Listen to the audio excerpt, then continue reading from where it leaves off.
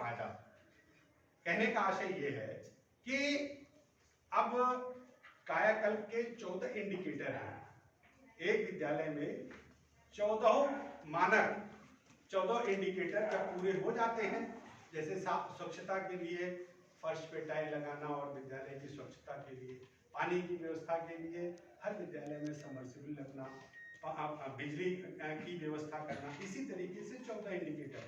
तो 14 indicator follow करके विद्यालय को आकर्षक बनाने का एक योजना है। और जब विद्यालय आकर्षक होगा तो आपको भी वहां जाने में अच्छा लगेगा, आपको बैठने के लिए अच्छी कुर्सी हो और साफ सफाई हो तो आपको भी अच्छा लगेगा।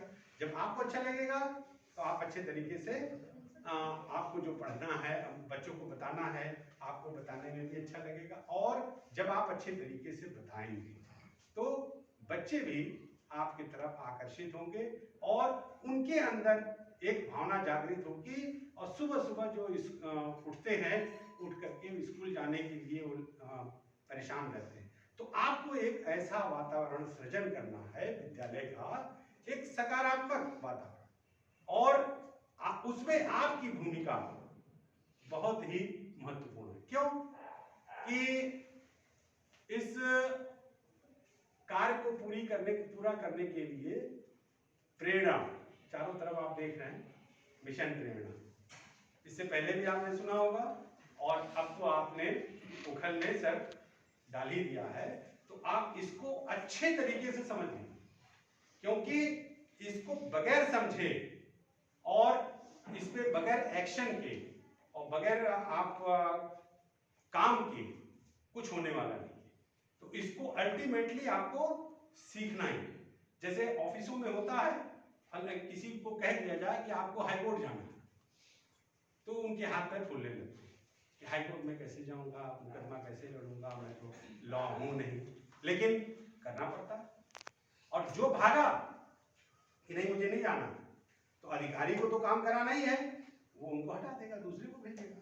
लेकिन जो भागता है वो आगे कामयाब कभी नहीं होता। इसलिए मैं कह रहा हूं कि मिशन प्रेरणा को बिल्कुल आप एकदम कंठस्थ कर लें। जहां कोई दिक्कत आ रही है, आपके पास कितने लोगों को हस्त पुस्तिका मिल गई है? 3 हस्त पुस्तिका मिली होगी, किसी को नहीं मिली? अरे ध्यानाकर्षण आधारशिला नहीं मिली, नहीं आपको नहीं मिली है। मैं बाबा बेलखर नाम दिया था, विद्यालय में पहुंची है सर, विद्यालय में पहुंची है, वहां से आप ले लीजिए। और अगर नहीं मिलती है, मैंने ये भी कहा था कि जिसको मिल गई वो ले करके आए। 3 मोटी मोटी किताबें हैं, उसका एक एक पेज पढ़ लीजिए। उसमें देखिए हमारे शिक्षा अधिकारियों ने अपने अपने संदेश में बड़ी अच्छी बातें की। आप जानते हैं अपर मुख्य सचिव कौन है? अरे कुछ लगा दो भाई, शिक्षक हो आप, सीधे आपने नाम ले दिया रेणुका को। आपके पिताजी का नाम ऐसा हम ले, कैसा लगेगा? गलत बात है। कोई भी, चाहे वो आपके गांव का कोई सम्मानित व्यक्ति है या नहीं है, लेकिन उसके नाम के आगे अगर महिला है तो श्रीमती या कुछ भी आप सुश्री लगा सकते हैं, और अगर पुरुष है तो श्री लगा दीजिए, उसमें कौन सी दिक्कत है। लेकिन उससे क्या है, आपकी वाणी का वजन पता चलता है कि आपके घर का वातावरण कैसा है, आप किस प्रकार के दोस्तों के साथ रहते हैं, उससे ये पता चलता है। तो आपने तो कह दिया, लेकिन भागने वाला कर देगा कि इस आदमी का सोसाइटी सही नहीं है। तो खैर ये चीजें अब तो बात की बात है, अब हर व्यक्ति अपने हिसाब से करता है। तो मेरे कहने का मतलब कि प्रेरणा लक्ष्य क्या है, प्रेरणा सूची क्या है, प्रेरणा तालिका क्या है, आधारशिला, ध्यानाकर्षण और शिक्षण, ये चीजें आपको बिल्कुल कंठस्थ रहनी चाहिए। कंठस्थ करने का मतलब कि यही एक आपका टूल्स है जिसके माध्यम से आप बच्चों को अच्छे तरीके से शिक्षा दे करके अपना अस्तित्व बचा सकते हैं। अगर इसको आपने नहीं पढ़ा, नहीं समझा, पढ़ना क्या है इसको समझने की जरूरत है, और उसमें जो दिए गए निर्देश हैं उसके अनुरूप क्रिया कर करके आपको पठन पाठन का कार्य पूर्ण करना है। और ये इसलिए किया गया है कि हमारे जो प्राइवेट स्कूल हैं, प्राइवेट स्कूल की तरफ बच्चे बहुत ज़्यादा, गार्जियन, बच्चे सभी लोग आकर्षित होते हैं। हर गार्जियन चाहता है कि हमारा बच्चा अच्छे स्कूलों में पढ़े। तो आपको ये सब चीज़ें आपके जानकारी को, आपके पढ़ाने की टीचिंग टेक्निक्स को बहुत सुदृढ़ करेगा, इसलिए ये सारी चीज़ें रखी गई। लक्ष्य क्या है? 1 से लेकर के 5 तक के बच्चों का दो चीज़ों में, एक भाषा और एक गणितीय जानकारी की गहन बुनियादी जानकारी बच्चे में हो। तो उसके लिए अब जो लक्ष्य आपको चारों तरफ दिखाया जा रहा, आपके लेटर पैड में भी वही दिया गया है, इसको बिल्कुल याद कर लें और उसी के अनुरूप अपना काम शुरू करें। क्योंकि अगर आपको लक्ष्य पता है तो काम करने में आसानी है। उसमें जो बाधाएं आपको आ रही है, तो हमारे डाइट परिवार के सभी संकाय सदस्य आपके विद्यालयों का भ्रमण करते हैं मेंटर के रूप में, और वो आपको जाकर के जहाँ भी किसी प्रकार की कोई कठिनाई होती है वो बताते हैं। जहाँ तक अन्य बातें हैं, बहुत विस्तृत तरीके से हमारे जो संकाय सदस्य के जो लेक्चरर हैं, जिनका क्लास आपके अभी टी के बाद आप लेंगे, वो क्लास लेंगे, तो उसमें सारी चीज़ें आपको बताई जाएगी। उसमें आधारशिला के बारे में बताई जाएगी, शिक्षण संग्रह के बारे में बताई जाएगी, ध्यानाकर्षण। आधारशिला क्या है, एक छोटा सा उदाहरण दे करके हम तीनों हस्त पुस्तिका के विषय में आपको बताना चाहते हैं। आधारशिला, आधार किसी भी चीज की नींव। तो किसी भी चीज की नींव अगर मजबूत होगी तो बिल्डिंग भी मजबूत होगा। अब कहते नहीं है तुम्हारा फंडा क्लियर नहीं है, फंडा मतलब आपका बेसिक चीजें, बेसिक कॉन्सेप्ट आपका क्लियर नहीं है। तो आधारशिला में विषय के संबंध में ऐसी ऐसी टेक्निक बताई गई है जिसका आप इस्तेमाल करके बच्चों का जो है बुनियादी जानकारी का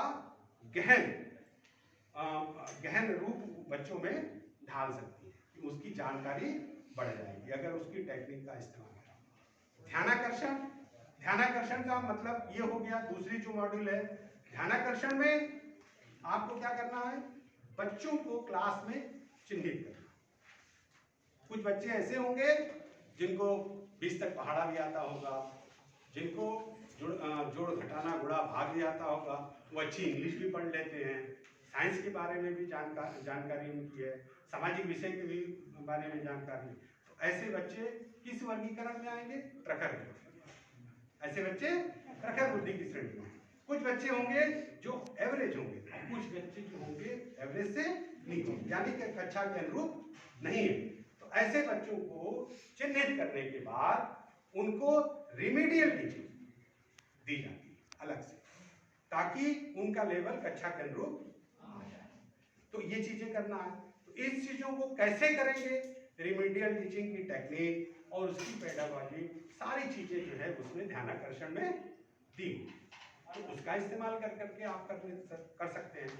तो ये थोड़ा सा इसको आपको रिलेट कर लीजिए कि किस मॉड्यूल में क्या विषय वस्तु है, उस मॉड्यूल से हमें क्या फायदा मिल सकता है। तो ये सब सारी चीजें जो जब आप उसको पढ़ेंगी तो आपको समझ में आएगा। तीसरा जो है शिक्षण संग्रह। शिक्षण संग्रह में आपको एक सक्रिय लाइब्रेरी की व्यवस्था करनी पड़ेगी। पुस्तकें एनसीईआरटी की आ रही है, दिसंबर के महीने में प्रत्येक विद्यालय में एनसीईआरटी की पुस्तकें आ जाएंगी, उसमें आपको करना है। आप भी पढ़िए। बच्चों को स्वाध्याय जो आजकल हम लोग छोड़ चुके हैं। मैं जब शिक्षा अधिकारी बना तो हमारी ट्रेनिंग में आए थे, उनका पूरा नाम क्या था, गांगुली का, गांगुली तो नाम है उनका, पूरा नाम मुझे नहीं याद आ रहा, अजय गांगुली या क्या ऐसा कुछ नाम था। है गांगुली साहब, जैसे ट्रेनिंग के लिए आप लोग आए हैं, हम लोग भी ट्रेनिंग के लिए पहले गए थे शिक्षा अधिकारी बनने के उन्होंने कहा कि एक अच्छा शिक्षा अधिकारी बनने के लिए आप प्रतिदिन 1 घंटा पढ़ें और 1 घंटा लिखें। सिर्फ पढ़े नहीं, उसको लिखे भी। तो जब आदमी पढ़ने और लिखने यानी स्वाध्याय पर उन्होंने उस वक्त जोर दिया था, हम 99 की बात कर रहे हैं। तो आज स्थिति क्या है, स्वाध्याय से सब लोग हट रहे हैं। पहले तो पत्र आता था, लिफाफे में आता था तो 1-2 पेज का होता था, पोस्ट कार्ड आता था तो पोस्ट कार्ड की साइज होती थी, और एक अंतर्देशी होता था। अंतर्देशी का नाम सुना आप लोगों ने? तो अंतर्देशी होता था तो उसमें भी 2 पेज के करीब, 2-3 पेज के करीब जो है मैटर रहता था, तो आदमी पढ़ता था और लिखता था। तो उसमें लिखने की भी आदत होती थी, पढ़ने की भी आदत होती है। अब तो मोबाइल चल गया, मोबाइल का मैसेज, वो भी शॉर्टकट एब्रीविएशन में मैसेज आता है। आई विल कॉल यू, तो पता नहीं क्या क्या लिख देंगे, IWL कॉल CL यू में YOU भी नहीं लिखेंगे, सिर्फ यू लिखेंगे। तो मतलब आने वाले दिनों में अब जो YOU है वो यू की जगह पे क्या हो जाएगा, ओनली यू रह जाएगा। परिवर्तन ऐसे ही होता है। तो अब ये स्थिति है, तो ये चीजें हमारे लिए बहुत ही नुकसानदेह है। तो इस स्थिति को हम आगे न बढ़ाएं, बच्चों में स्वाध्याय की भावना, स्वाध्याय की आदत डालें। हमारे शिक्षक भी अपने पुस्तकों को पढ़ करके अपडेट करें। देखिए, अगर आपने पढ़ना छोड़ दिया तो मेरी गारंटी है कि 5 साल के बाद आपकी जानकारी आधी हो जाएगी। एक तो आपने पढ़ना छोड़ा, दूसरे साल, तीसरे साल, चौथे साल, 5वें साल जो चीजें नहीं आई उससे आप अनभिज्ञ हो गए। तो जब 5वें साल में आप जाएंगे तो 5वें साल में जो जानकारी का लेवल होगा वो पूरा का पूरा आपका आधा हो जाएगा। इसीलिए स्वाध्याय करना बहुत जरूरी है, और जब अच्छे तरीके से आप पढ़ेंगे तो अच्छे तरीके से उस मैटर को डिलीवर करें। तो शिक्षण संग्रह में कई चीजें हैं, प्रिंट रिच इन्वायरमेंट, दीवार पे क्या लिखना है, स्कूल के खंभे पे क्या लिखना है, ये सब सारी चीजों का उल्लेख जो है शिक्षण संग्रह मॉड्यूल में किया है। जब आपको मिलेगा पढ़िएगा।